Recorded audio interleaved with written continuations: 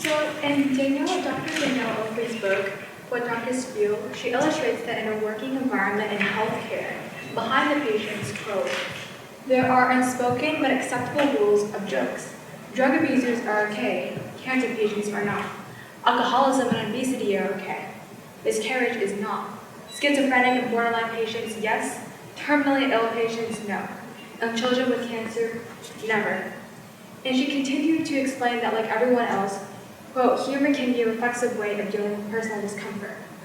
Now, as a young, idealistic high school student who has only experienced warm and touching compassion from healthcare professionals, and who also aspire to become them too, and emulate these characteristics, reading crude descriptions like this in Dr. Oakley's book burst my idealistic bubble just a bit. However, these crude jokes are in no way appropriate, but are rather examples of the wide and complex spectrum of emotions healthcare professionals feel.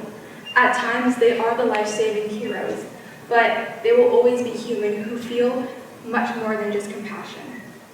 My preceptorship at Kaiser Permanente exposed me to the dual reality of the caring hero version of some healthcare professionals at the bedside and a glimpse of their human thinking and emotions behind the scenes. And today, I will share some of my experiences.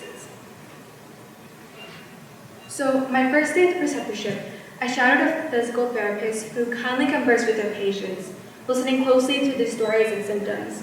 And this empathy did not surprise me. In fact, I expected it. However, after the patients left, she actually expressed some of her exhaustion and discomfort with some of her patient interactions. This rapid shift in her emotions shocked me because I held a naive, preconceived notion that health professionals were so emotionally strong and passionate to have constant empathy for all their patients no matter what. My second week, I shadowed a podiatrist who even warned against choosing medicine. She said, you want to help people and you go into this field thinking you are going to help people. But only 1 of 20 patients will truly make you feel this way. Everyone else keeps demanding and complaining. And she explained that to the point she felt even more drowned in her work and less like she was making a difference. She explained that she felt more energetic in the beginning of her career, but as her career progressed, she experienced burnout later. This again pricked away at my idealism.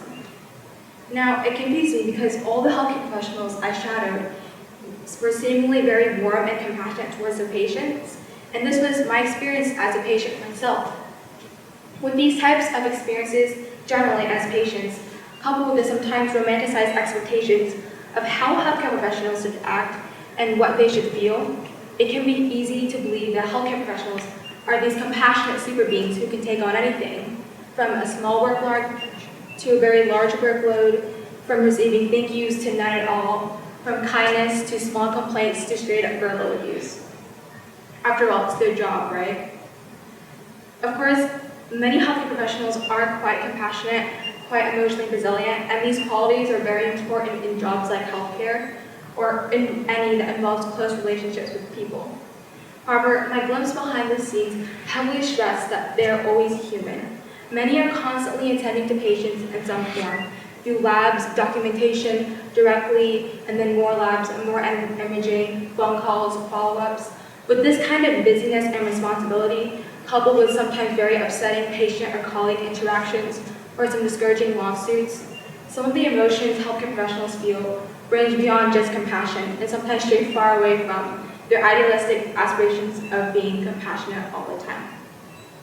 Of course, no person I shadowed had exactly the same experiences, and some had a lot more positive ones than others. But something in common that I noticed was that health professionals aspire to be empathetic and to be impactful, and they begin quite idealistic. As their career progresses, the idealism eventually wears away, but they can cope with these sometimes very overwhelming or chaotic aspects with reminders of why they chose medicine. And this can be thank-you notes from patients or themselves attempting to only focus on the positive experiences and interactions and zone out the negative ones. So in essence, healthcare professionals are just humans who battle a plethora of very complex emotions and who stay motivated by reminding themselves of where the passion came from, to be compassionate and to serve. For aspiring healthcare professionals, this means that we should be mindful and be aware of the emotional complexity.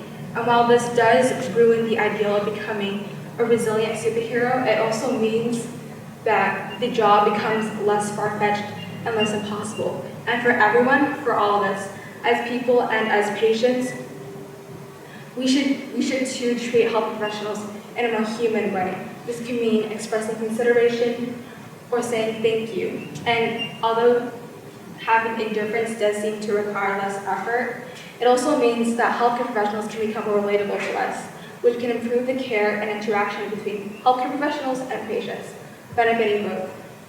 After all, we are all human. Thank you.